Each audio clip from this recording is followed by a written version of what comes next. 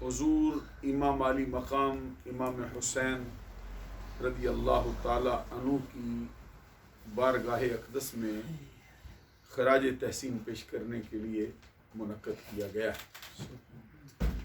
تقریب کے سرپرست اعلیٰ اور تقریب کے صدر محترم اور تقریب کے میزبان مکرم مجاہد اسلام صوفی باصفا پیر طریقت عالمی مبلغ اسلام حضرت پیر صوفی عابد حسین صاحب مجددی نقشبندی دامت برکاتہم العالیہ والقدسیہ خلیفہ مجاز آستانہ عالیہ وادی عزیز شریف بڑی محبت سے اور بڑی تگ و دو سے اور بڑی سعی اور کوشش اور کاوش سے اہل سنت کے تمام ایام میں محافل کا مختلف عنوانات پر باقاعدہ انعقاد کرتے ہیں۔ آج بھی انہوں نے اہل سنت کے نامور علماء کو بلا کر مسئلہ شہادت حسین بیان کرنے کے لیے مامور کیا ہے۔ مجھ سے پہلے اہل سنت کے نامور خطیب اور عالم دین حضرت علامہ مولانا محمد عبد الرؤوف صاحب نقشبندی مجددی دامت برکاتہم العالیہ والقدسیہ نے بڑا بھرپور اور بڑا پر اثر خطاب اسی عنوان کے اعتبار سے آپ کی خدمت عالیہ میں پیش کیا ہے۔ محترم المقام جناب الحاج ڈاکٹر محمد یونس پرواز صاحب وہ بھی آج کی تقریب میں تشریف فرما ہیں۔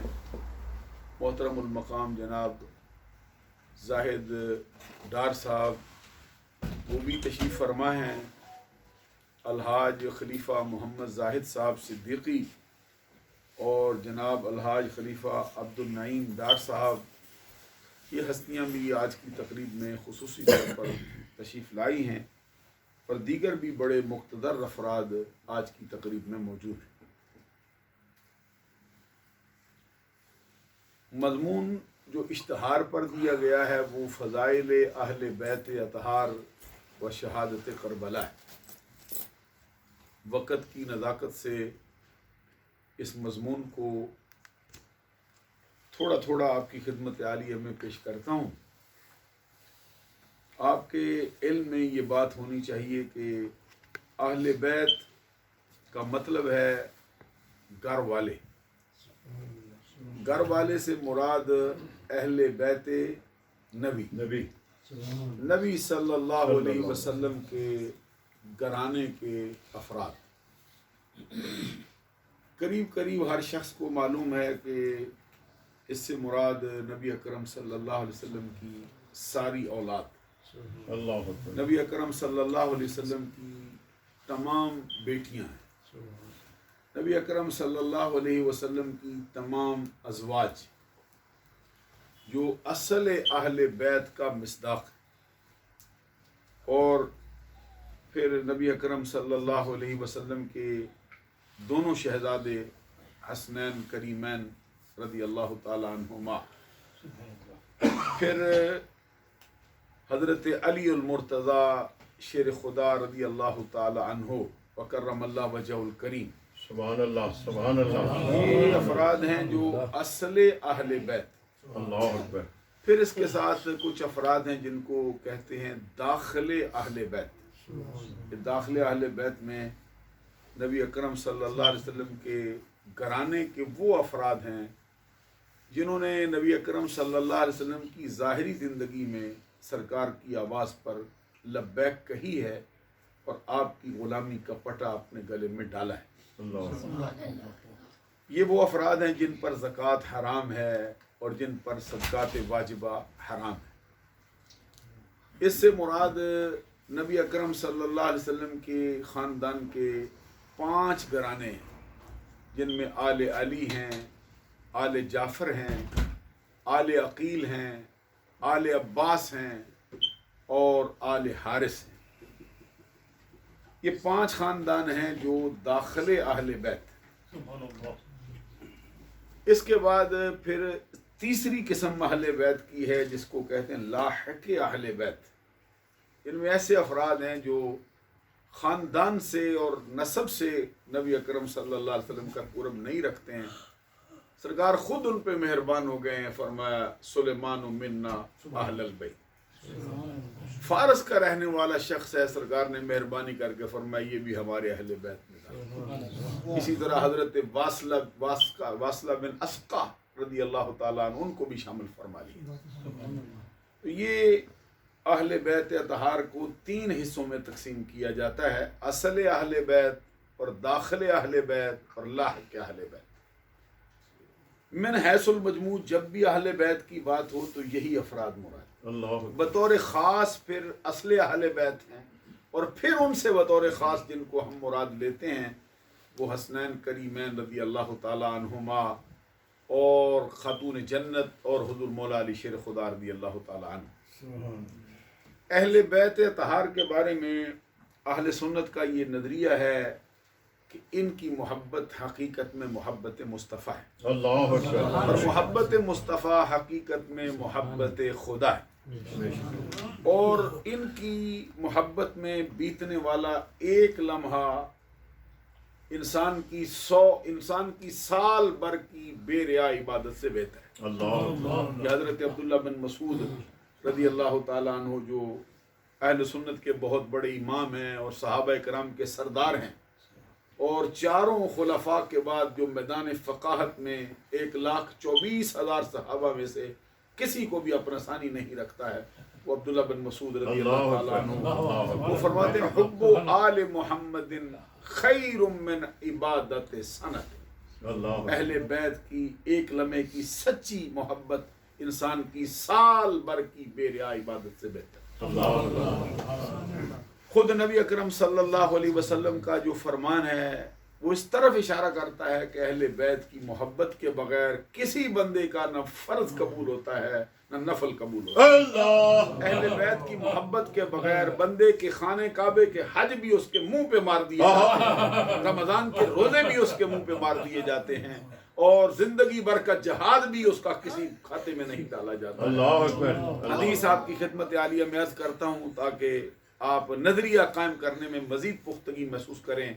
حدیث کے الفاظ ہیں لو ان رجلا صعدا بین الرکن والمقام فصلى وصام ثم مات وهو مبغض لأہل بیت محمد دخل النار۔ اس کا مطلب یہ اگر کوئی بندہ اللہ کی محبت میں ڈوب کر سارے جہان کو تاکہ نسیاں کے حوالے کر دے، جہان کی ہر شے کو پسے پش ڈال دے، رب کا ہو کر اس کی عبادت میں غرق ہونے کے لیے دنیا سے ناتا توڑ کر رب کے گھر خانہ کعبہ میں جا کے آباد ہو جائے، وہاں پہ ساری زندگی گزار دے، نمازیں پڑھتا رہے، روزے رکھتا رہے، خانے کعبے کے طواف کرتا رہے، حجر اسود کے بوسے لیتا رہے، صفا مروہ کی سعی کرتا رہے، مقام ابراہیم پہ نمازیں پڑھتا رہے، اور اسی دوران پڑھتے پڑھتے اس کو موت آئے، زندگی ساری بیت جائے، اور بوقت موت اس کے سینے میں اہل بیت کی محبت نہ ہو تو اس کی کوئی عبادت قبول نہیں ہوتی، وہ ہر صورت میں جہنم میں داخل کرتا ہے۔ دخل النار۔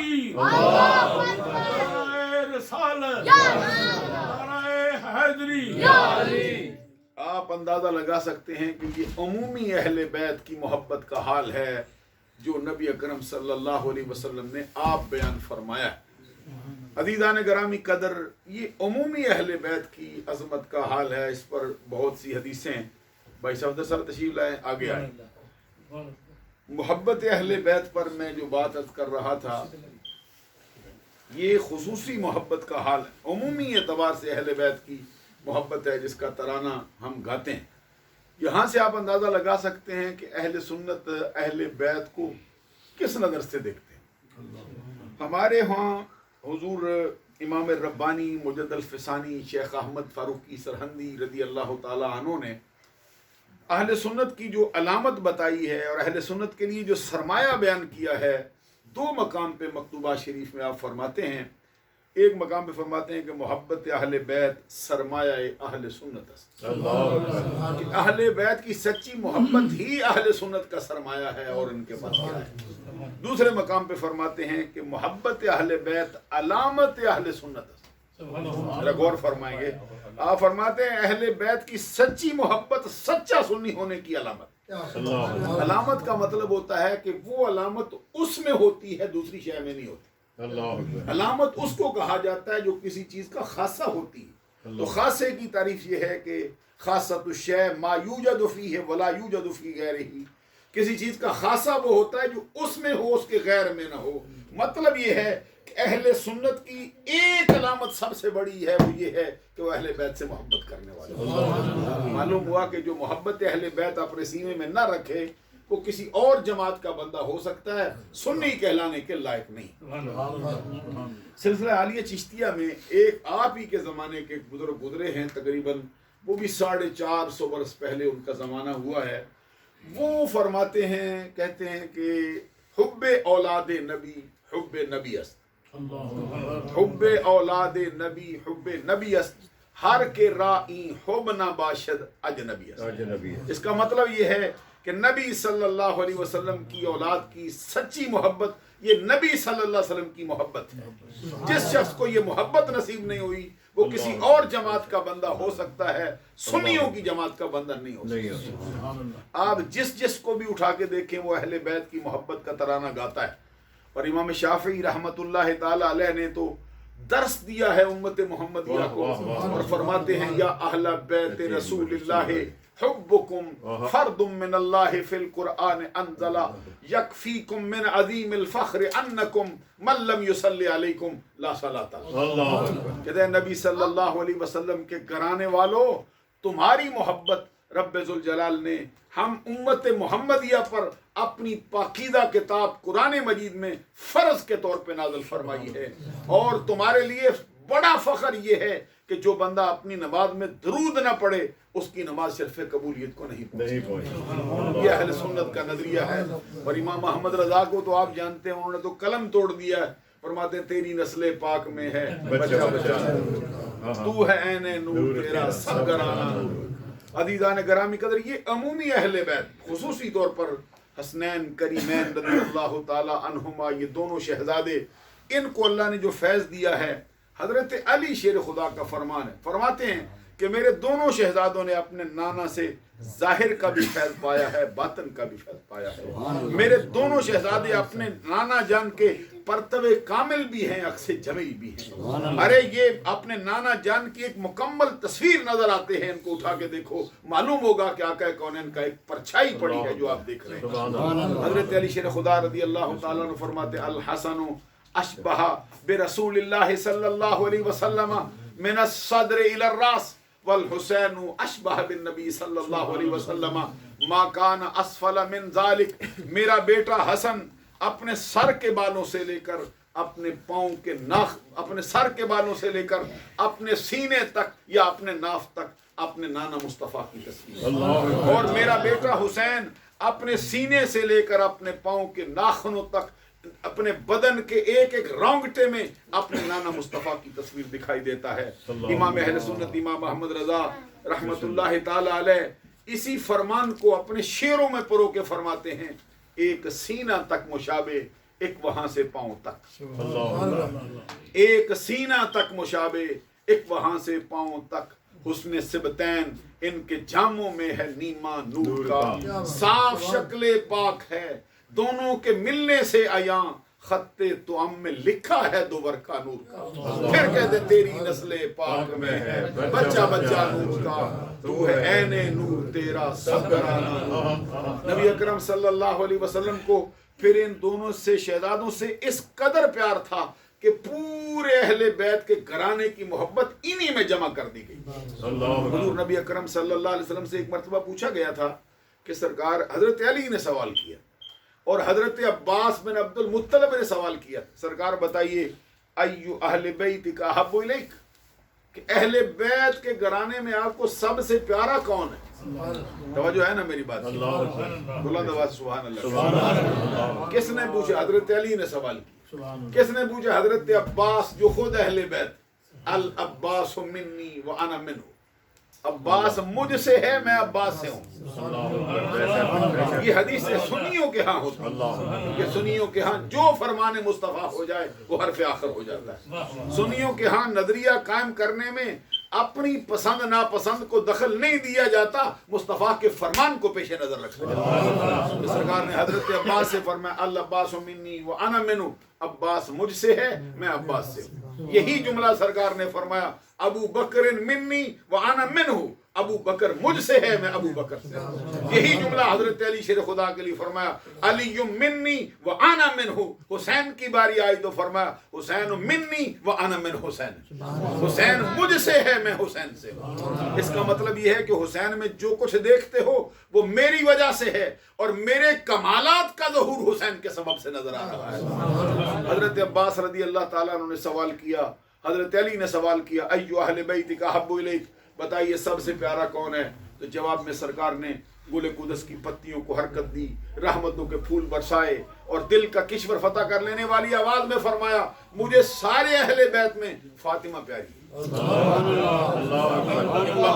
فردوس بری، نور چشم رحمت للعالمین، ہمارے آقا کے جگر کا ٹکڑا، عظمت کا در نہاں، عفت کا گنج گراں، شہزادی کون و مکان، سیدۃ نساء اہل الجنہ، حضرت فاطمہ الزہرا رضی اللہ تعالی عنہا کے بارے میں فرمایا پورے اہل بیت کے گھرانے مجھے سب سے پیاری فاطمہ الزہرا۔ اب مصطفیٰ کو جو پیاری ہو اہل سنت کے سر کا تاج کیوں نہ ہو؟ مصطفیٰ کو جو پیاری ہو اہل سنت ان کی محبت کو کیوں ارتجا نہ بنائیں؟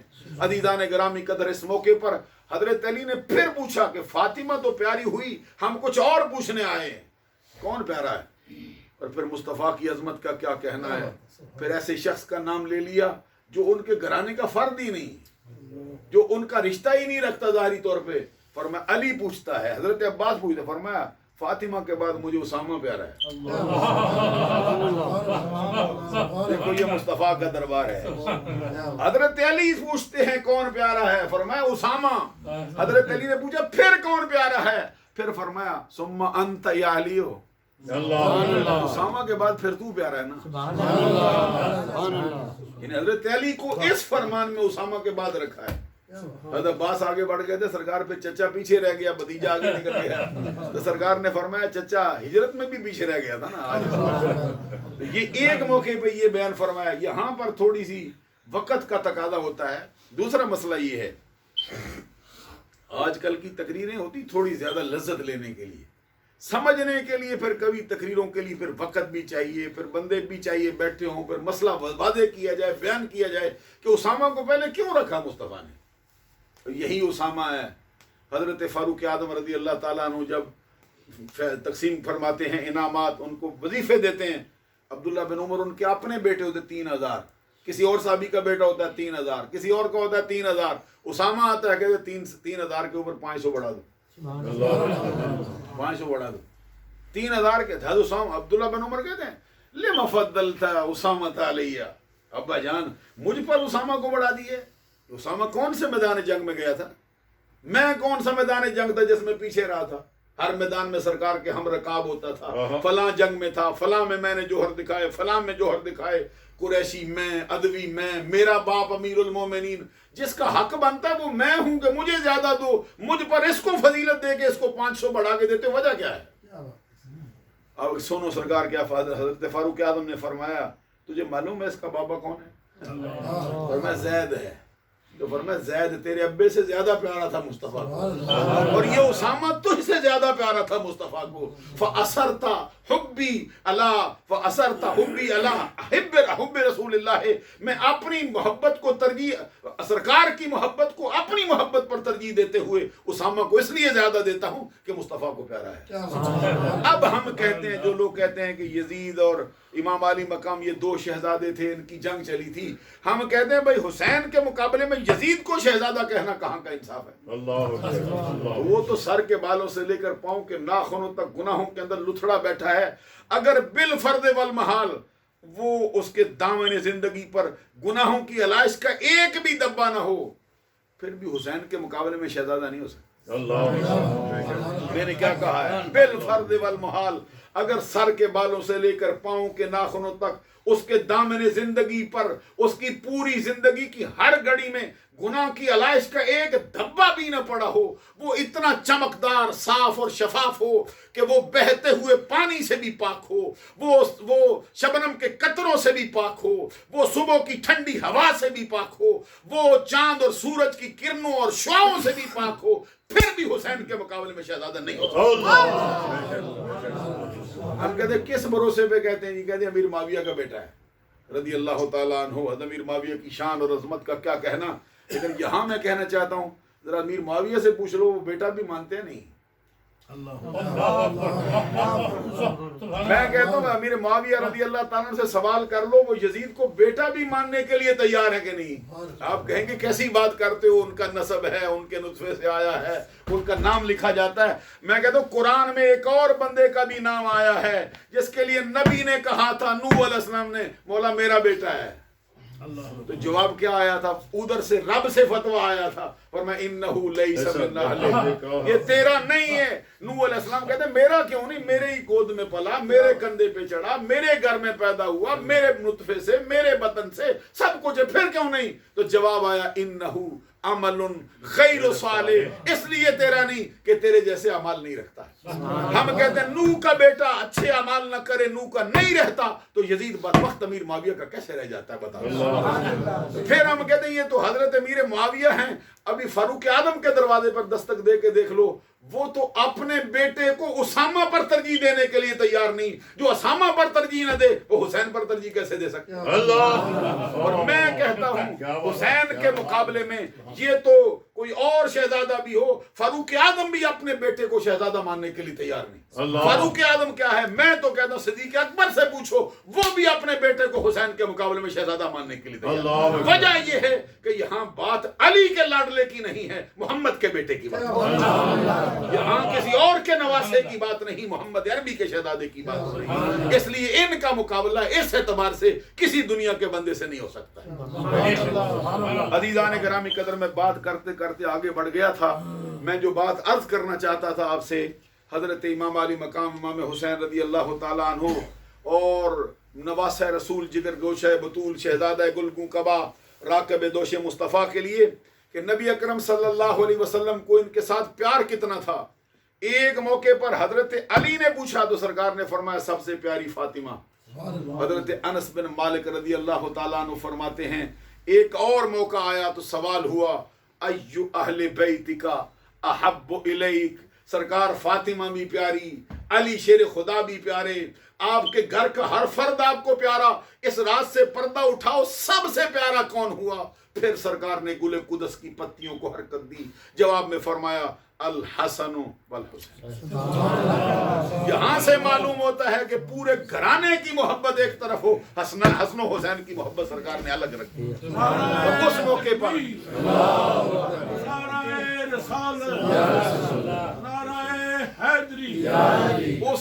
پر اس موقع پر نبی اکرم صلی اللہ علیہ وسلم نے حضرت خاتون جنت سے فرمایا فاطمہ میرے بیٹوں کو تو بلا۔ حضرات ذرا حدیث پڑھ کے دیکھیے، سرکار نے یہ نہیں فرمایا کہ فاطمہ اپنے بیٹوں کو بلا، بلکہ سرکار نے فرمایا میرے بیٹوں کو بلا۔ اور حدیث کے الفاظ ہیں جب بیٹے پیش کیے گئے فَيَشُمُّهُمَا وَيَزُمُّهُمَا إِلَيْهِ، سرکار ان کے بدن کو سونگتے تھے اور اپنے بدن کے ساتھ چمٹا رہے تھے۔ لوگ کہتے ہیں کہ بچوں کو چوما تو جاتا ہے، سمجھ آتی، کبھی سونگا بھی جاتا ہے، ادھر سے جواب آتا ہے یہ میرے پھول ہیں، تو پھولوں کو سونگا بھی جاتا ہے، پھولوں کو چوما بھی جاتا ہے۔ عزیزان گرامی قدر، یہی اسامہ بن زید رضی اللہ تعالیٰ عنہ اس حدیث کے راوی ہیں، کہتے ہیں ترکت النبی صلی اللہ علیہ وسلم ذات لیلۃ فی بعض الحاجۃ فخرج النبی صلی اللہ علیہ وسلم وهو مشتمل علی شیء لا ادری ما ہوا۔ کہتے ہیں ایک رات، آدھی رات کے وقت مجھے بارگاہ رسالت میں پہنچنے کا اتفاق ہوا۔ اب اسامہ کے ساتھ پیار کا حال کیا ہے کہ سرکار آدھی رات کو باہر تشریف لے آئے۔ کون ہے جی سرکار کے دروازے پر دستک دے سکے؟ کس کی مجال ہے کہ سرکار کی بارگاہ میں اونچا بول سکے؟ اس اسامہ بن زید کے ساتھ سرکار کے پیار کا حال دیکھیے۔ کہتے آدھی رات کو بڑا ضروری کام تھا، حاضر ہوا فخرج النبی صلی اللہ علیہ وسلم وہو مشتمل علی شیء، میں نے سرکار کی بارگاہ میں حاضر ہوا، سرکار باہر تشریف لائے، لحاف اوڑے ہوئے، کمبل اپنے اوپر ڈالے ہوئے آئے تھے، کہتے ہیں ایسا لگتا تھا جیسے سرکار کی دائیں بائیں بغل میں کوئی چیز ہے، لا ادری ما ہوا، میں اس سے واقف نہیں تھا یہ کیا ہے، کہتے ہیں فلما فرغت من حاجتی، جب میں اپنے کام سے فارغ ہوا پھر میں نے سوال عرض کیا، میں نے کہا ما ھذا الذی انت مشتمل علی شیء، آقا اس رات سے پردہ اٹھاؤ، یہ کیا ہے جو کمبل کے نیچے ہے؟ حدیث کے الفاظ ہیں فکشفہ صلی اللہ علیہ وسلم، سرکار نے اپنے کمبل کو پیچھے پھینکا، کہتے ہیں دیکھتا کیا ہوں، فاذا الحسن والحسین کہتے سرکار کے ایک بغل میں امام حسن تشریف فرما تھے، دوسری بغل میں امام حسین تشریف فرما، کہتے میں نے تعجب کیا کہ اس قدر محبت ہے کہ اندر چار بھائی پر بھی اپنے پاس رکھا ہے، باہر گلی میں لائے ہیں تب بھی اپنے پاس رکھا ہے، ان کی جدائی کو گوارا نہیں کرتے، خلوت میں بھی ساتھ، جلوت میں بھی ساتھ، تنہائی میں بھی ساتھ، انجمن میں بھی ساتھ، اندر کمرے میں بھی ساتھ، ابھی باہر گلی میں بھی ساتھ لائے ہیں۔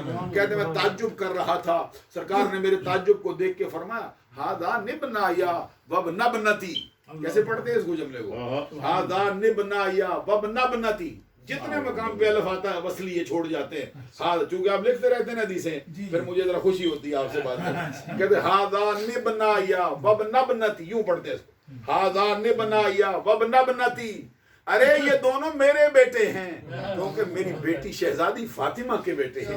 ساتھ پھر دعا مانگی اللہم انی احبہما فاحبہما واحب من یحبہما، اے اللہ میں ان دونوں کو محبوب رکھتا ہوں، تو بھی ان کو محبوب بنا۔ یہ مصطفیٰ کی دعا ہے ان کے لیے ہوئی، عرض کیا مولا ان کو محبوب بنا، رب ذوالجلال کی بارگاہ میں فرمایا میں بھی ان کو محبوب رکھتا ہوں، تو بھی ان کو محبوب فرما، اور ساتھ ہی فرمایا صرف ان کو نہ بنا، قیامت تک آنے والا جو بندہ بھی ان سے محبت کرے اس کو بھی محبوب بنا لے۔ اب یہاں سے معلوم ہو حسن کی سچی محبت رکھے رب کا محبوب ہو جائے گا، حسین کی سچی محبت رکھے رب کا محبوب ہو جائے گا۔ دونوں شہزادوں کے ساتھ اس قدر پیار ہے، حضور نبی اکرم صلی اللہ علیہ وسلم ممبر پہ بیٹھے خطبہ دے رہے ہوں، ابھی میں بیٹھا خطبہ ممبر پہ دیتا ہوں، قاری صاحب تشریف لائے، بھائی صفدر صاحب تشریف لائے، بڑی بڑی ہستیاں آئیں، میں تو ممبر پہ بیٹھا ہی رہا ہوں، حالانکہ مجھے تو یہ عمر میں بھی بڑے ہیں، ان کی برکت بھی بڑی، لیکن مسئلہ کیا ہے کہ یہاں ذکر مصطفیٰ ہو رہا ہے، ذکر اہل بیت ہو رہا ہے، اور کبھی آپ دیکھتے ہیں بندہ قرآن پڑھ رہا ہو، قرآن پڑھتا ہو تو پھر سلام لینے کی اس کے ساتھ اجازت نہیں، اچھا کوئی کون آتا ہے جی اٹھ بیٹھیں جی کہتے قرآن پڑھ رہا ہو، قرآن پڑھتے ہی چھوڑ دی، خاص دو ہستیوں کے لیے چھوڑ سکتا ہے اور کسی کے لیے نہیں، عالم ربانی آئے نا اس کے لیے حکم ہے چھوڑ دے، اس کے لیے فرمایا چھوڑ دے، عالم ربانی آتا ہے فرمایا قرآن چھوڑ دے رکھ استقبال کے لیے کھڑا۔ ہمارے ایک استاد تھے میں ان سے پڑھتا تھا، وہ کہتے ہیں ہمارے مدرسے کے جو محتمم تھے نا بہت بڑے عالم دین تھے، کہتے انہوں نے شرط رکھی تھی کہ جب میں آؤں آپ پڑھاتے بھی ہو تو چھوڑ کے کھڑے ہو کے استقبال کرنا، کہتے بڑے بڑے اساتذہ وہاں پڑھاتے تھے، میں اکڑ گیا، کہتے میں نے کہا میں نہیں اٹھوں گا، بولے مجھے بڑا وہ استاد کیا اس کی عظمت کا کیا کہ کتابیں میرے دیکھی ساری زبانی یاد تھی، کوئی اللہ کا کوئی خاص ہی اس پہ کرم تھا اس استاد پہ، کتابیں ساری اس کو زبانی جہاں سے چھیڑتے تھے زبانی کتاب پڑھاتے تھے۔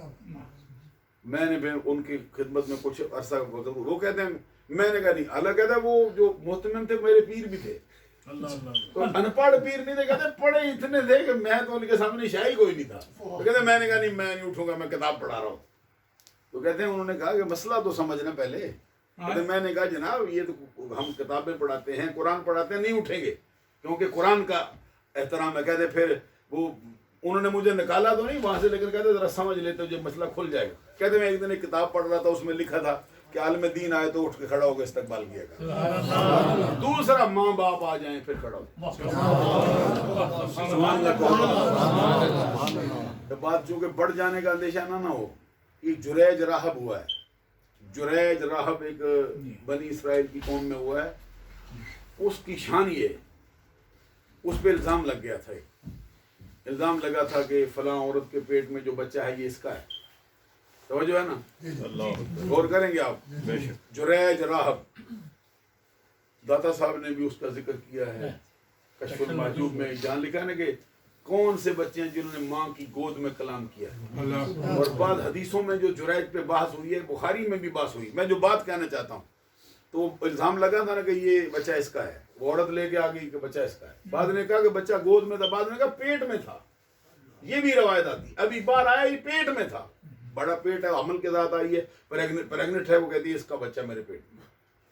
تو اس کو ذلیل کر کے لے گئے تھے وہ جریج راہب کو. تو پکڑ کے بعد سارے انہوں نے کرندے، تو اس پہ الزام لگ گیا.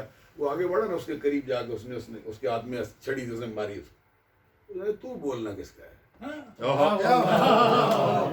تو بولنا کس کا ہے؟ یہ تو ماں تیری دعویٰ کرتی ہے کہ میں فلاں اس کا ہے. تو بولنا کس کام کا ہے؟ اس نے وہ فوراً نہیں بول پڑا. اس نے کہا میں اس کا نہیں ہوں، میں فلاں چرواہے کا ہوں.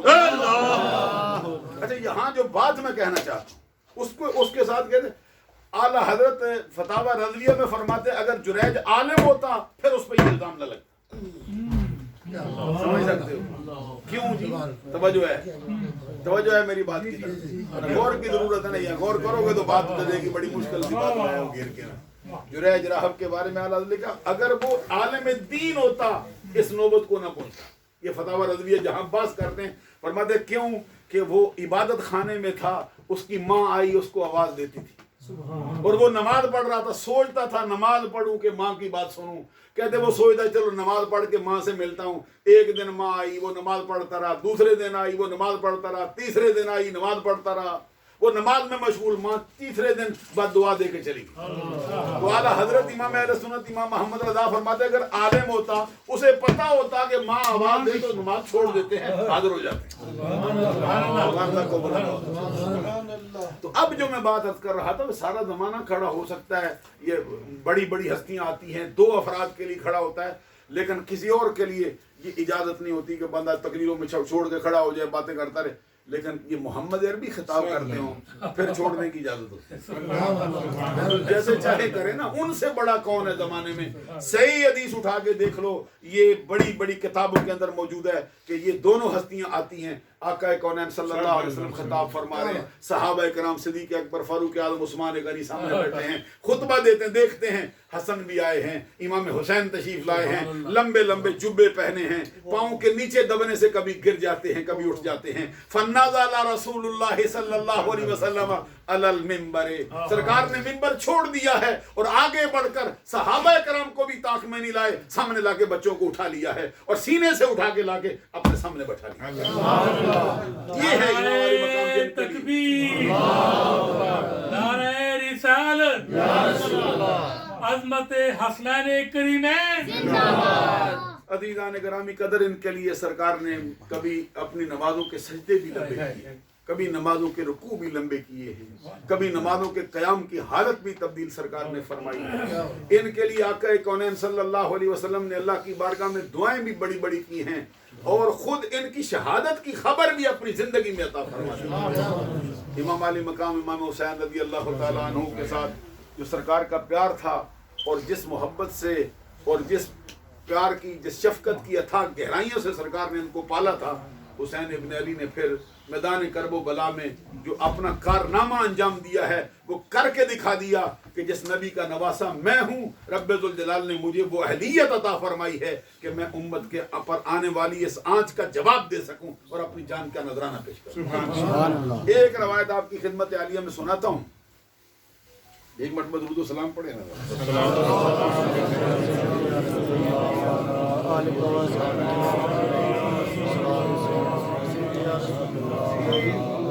مشکات المصابیح میں ایک روایت آئی ہے جس کی راویہ ہیں حضرت ام الفضل بنت حارث رضی اللہ تعالیٰ عنہ. یہ خاتون ہے جن کا نام ہے لبابہ بنت حارث. ام الفضل بنت حارث ان کی کنیت. خدیجہ الکبریٰ رضی اللہ تعالیٰ عنہ کے بعد خواتین میں جو سب سے پہلے اسلام لانے والی خاتون ہے یہ ہے. یہ حضرت عباس بن عبد المطلب رضی اللہ تعالیٰ عنہ کی زوجہ ہیں اور حضرت عباس کی زیادہ تر اولاد انہی کی نسل سے، انہی کے بدن سے آئی. فضل بن عباس انہی کے بیٹے، فضیل بن عباس انہی کے بیٹے، قسم بن عباس انہی کے بیٹے، عبداللہ بن عباس انہی کے بیٹے. اور یہ نبی اکرم صلی اللہ علیہ وسلم کی رشتے کے اعتبار سے سالی بھی لگتی. حضرت میمونہ کی بہن ہے حقیقت. وہ ایک مرتبہ بارگاہ رسالت میں آئیں تو حدیث کے الفاظ ہیں، کہتی ہیں انی رأیت حلما منکرا اللیلہ، سرکار آج کی رات میں نے ایک بڑا بھیانک خواب دیکھا ہے. سرکار نے ما ہوا، جو دیکھا بیان کرنا، انہ شدید، سرکار وہ بڑا سخت خواب ہے، کیا بیان کروں. نبی اکرم صلی اللہ علیہ وسلم نے پھر فرمایا ما ہوا، جو بھی دیکھا ہے بیان کر. تو وہ فرماتی کأن قطعۃ من جسدک قطعت فبدیت فی حجری، سرکار گویا کہ آپ کے بدن مبارک کا ایک ٹکڑا ہے جو کاٹا گیا ہے اور کاٹ کر میری جھولی میں ڈال دیا. تو میں اس سے پریشان ہوں کہ یہ کیا خواب دیکھا میں نے. تو نبی اکرم صلی اللہ علیہ وسلم نے فرمایا رأیت خیرا، گھبراتی کیوں ہے، تو نے بڑا اچھا خواب دیکھا. خواب کی تعبیر سرکار نے بیائی، فرمایا تلدو فاطمۃ انشاءاللہ تعالی غلاما یکون فی حجرہ. اس کی تعبیر یہ ہے کہ ان قریب میری بیٹی فاطمہ کو اللہ تبارک و تعالی بیٹا عطا فرمائے گا اور وہ بیٹا پرورش کے لیے تیری گود میں ڈال دیا گا، جس کے نتیجے میں کون پیدا ہوا ہے؟ نواسہ رسول، جگر گوشہ بطول، شہزادہ گلگوں قبا، راکب دوش مصطفیٰ، نور نظر حیدر کرار، امام علی مقام امام حسین رضی اللہ تعالیٰ عنہ پیدا ہوئے. اور تھوڑے عرصے کے بعد پھر ام الفضل کو دے دی گئی. ام الفضل بنت حارث کہتی ہیں میں لے گئی، بچے کو پالتی رہی. اس عورت کی عظمت کا بھی کیا کہنا جس نے حسین کی پرورش. کچھ عرصے کے بعد کہتی ہیں میں لے کے آئی بارگاہ رسالت میں نے بچے کو سرکار کی گود میں رکھ دیا. کہتے سرکار ان سے پیار کرنے لگے، پیار کرتے کرتے کہتے میں تھوڑی دیر کسی کام کاج میں لگ گئی، پلٹ کر میں نے دیکھا سرکار کو تحرقان الدم، سرکار کی آنکھوں سے آنسو چھم چھم برس رہے. کہتے میں نے کہا ابھی انت و امی، سرکار میرے ماں باپ آپ پہ قربان ہو جائیں، یہ رونے کا کیا مقام ہے؟ بچہ آپ کی گود میں ہے، آپ اس کے نانا جان ہیں، پوری کائنات کے مختار ہیں، رونے کا کیا سبب ہے؟ تو نبی اکرم صلی اللہ علیہ وسلم نے فرمایا اتانی جبرائیل فاخبرنی ان امتی ستقتل ابنی ھذا، کہ ابھی جبرائیل میرے پاس آئے ہیں، مجھے خبر دی ہے کہ میری امت کے ہاتھوں میرا بیٹا یہ شہزادہ حسین شہید کر دیا جائے، اور اس کی مٹی لا کے مجھ کو دی. یعنی ابھی امام علی مقام کا بچپن تھا، سرکار نے ان کی جو شہادت ہے اس کی خوشخبری سنا دی، اور زندگی بھر نبی اکرم صلی اللہ علیہ وسلم نے اس کی خبروں کو بیان فرمایا. یہاں تک کہ ایک روایت میں آتا ہے جس کو یہ دلائل النبوہ میں امام ابو نعیم نے بیان کیا ہے، جس کے راوی حضرت انس بن حارث ایک مشہور صحابی ہیں. کہتے آقا کونین صلی اللہ علیہ وسلم نے فرمایا کہ میرے بعد میرا بیٹا حسین شہید ہوگا، اور بِأَرْضٍ يُقَالُ لَهَا کربلا، ایسی زمین پر شہید ہوگا جس کا نام کربلا ہے. تو ساتھ ہی سرکار نے فرمایا فَمَنْ شَهِدَ مِنْكُمْ فَلْيَنْصُرْهُ، جو وہ زمانہ پائے جو اس وقت موجود ہو اس کو چاہیے کہ حسین کی مدد کے لیے باہر نکلے. یہ سرکار کا یہ جملہ کہ فَلْيَنْصُرْهُ یہ بتاتا ہے کہ حسین کا اٹھنے والا ہر قدم حق پر تھا اور مصطفیٰ کی تائید میں تھا اور رب کی عطا سے اٹھا. کہتے ہیں پھر اس وقت جو ہے وہ پھر فخرج انس بن حارث فقتل بها مال حسین، حضرت انس بن حارث بھی باہر نکلے تھے اور امام علی مقام کی معیت میں لڑتے ہوئے میدان کربلا کے اندر شہید کیے گئے. یہاں تک کہ ایک روایت کے اندر آتا ہے حضرت علی شیر خدا نے بھی اپنے ساتھیوں کو خبر دی تھی. اسبغ بن بغاتا حضرت علی شیر خدا کے ایک خادم ہیں، وہ فرماتے ہیں حضرت علی کے ساتھ سفر کرتے کرتے جا رہے تھے، کننا ما علی علی موضع قبر الحسین فقال ہا ہونا مناخ الرکابہم و موضع رحالہم و محراق دمائہم فتیۃ من آل محمد صلی اللہ علیہ وسلم یقتلون بہذا العرصہ تبکی علیہم السماء والارض. حضرت علی کے ساتھ سفر کرتے کرتے کہتے ہیں ہم اس مقام پہ آئے جہاں پر امام علی مقام کا بعد میں مزار بنایا گیا ہے. کہتے جب ہم وہاں پہ پہنچے حضرت علی شیر خدا اپنے قافلے کو روک لیا، اپنی سواری سے نیچے اترے، قافلہ والوں کو مخاطب کیا اور فرمایا قافلہ والوں سنو، یہ وہ دریائے فرات کا کنارہ ہے، یہ وہ خطہ سرزمین ہے، یہ وہ جگہ ہے جہاں پر حسین کے قافلے کو روکا جائے گا، یہ وہ جگہ ہے جہاں پر حسین کی سواریوں کو بٹھایا جائے گا، یہ وہ جگہ ہے جہاں پر ان کے کچاوے اتارے جائیں گے، یہ وہ جگہ ہے جہاں پر میرے حسین کو بے دردی کے ساتھ شہید کر دیا جائے. اور فرمایا پھر ان کے شہید ہونے کے بعد عرصے تک آسمان بھی خون بہاتا رہے گا اور زمین بھی خون بہاتی رہے گی. حضرت امام علی مقام امام حسین رضی اللہ تعالیٰ عنہ کی شہادت کا جو بیان ہے سرکار نے یہاں تک بیان فرمایا ہے. ایک حدیث میں ہے کہ حضرت ام سلمہ رضی اللہ تعالیٰ عنہ کہتی ہیں کہ ایک دن نبی اکرم صلی اللہ علیہ وسلم میرے گھر میں تشریف لائے، اور گھر میں تشریف لائے، تھوڑی دیر کے لیے آ کے آرام کیا، آرام کرنے کے بعد اٹھے، فاستیقظ وہو خاسر. خاسرن کا مطلب یہ ہے کہ بندہ اٹھتا ہے جیسے کچی نیند میں اٹھ جاتا ہے، ہڑبڑا کے اٹھتا ہے، غم زدہ ہوتا ہے. وَبِيَدِهِ سرکار کے ہاتھ میں ایک سرخ رنگ کی مٹی ہے، يُقَلِّبُهَا اور اس کو پلٹ پلٹ کے سرکار دیکھ رہے ہیں. کہتے ہیں میں نے عرض کیا سرکار سے، وَقُلْتُ مَا هَذِهِ التُّرْبَةُ يَا رسول اللہ، سرکار یہ مٹی کیسی ہے، یہ چہرے پر غم و اندوہ کی کیفیت کیوں ہے؟ سرکار نے فرمایا فَأَخْبَرَنِي جِبْرَائِيلُ إِنَّ أُمَّتِي سَتَقْتُلُبْنِي هَذَا بِأَرْضِ الْعَرَاقِ. حضور نبی اکرم صلی اللہ علیہ وسلم فرمایا ابھی ابھی جبرائیل میرے پاس تشریف لائے ہیں اور مجھے کہا ہے کہ میرے بعد میرا بیٹا حسین میری امت کے ہاتھوں شہید ہوگا. جس ملک میں شہید ہوگا اس کا نام عراق ہے، اور ساتھ ہی مجھے مٹی لا کے دی ہے. دوسری روایت میں آتا ہے حضرت ام سلمہ ہی اس کی راویہ ہیں کہ سرکار کو مٹی لا کے دی گئی. حضور نبی اکرم صلی اللہ علیہ وسلم نے فشمہا، سرکار نے اس مٹی کو سونگا. سرکار نے مٹی کو، یعنی اب مٹی کو بھی کبھی سونگا جاتا، وجہ یہ ہے کہ حسین کے ساتھ نسبت پا رہے. یہ حدیث میں فرمایا فشمہا، سرکار دو جہاں صلی اللہ علیہ وسلم نے مٹی کو اپنے ناک کے قریب رکھا، اس کو سونگا تو کیا فرمایا؟ فقال ریح کرب و بلائن، اس کے اندر تو کرب کی خوشبو ہے، اس کے اندر تو آزمائش کی خوشبو ہے، اس کے اندر تو مصیبت پریشانی کی خوشبو ہے.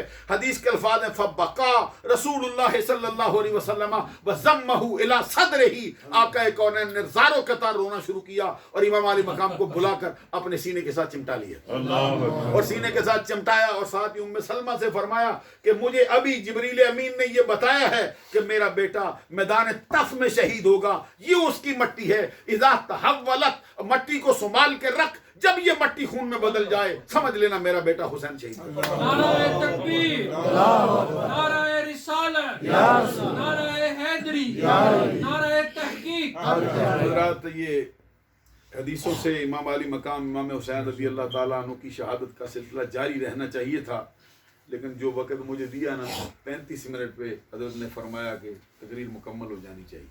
دل تو میرا چاہتا ہے جاری رہے، کیونکہ یہ بھی حسین کا ذکر بھی بہت اونچے درجے کا ذکر ہے. اس کی وجہ سے نمازیں قبول ہو جاتی ہیں، اس کے صدقے سے بندے کی نیکیاں قبول ہو جاتی ہیں.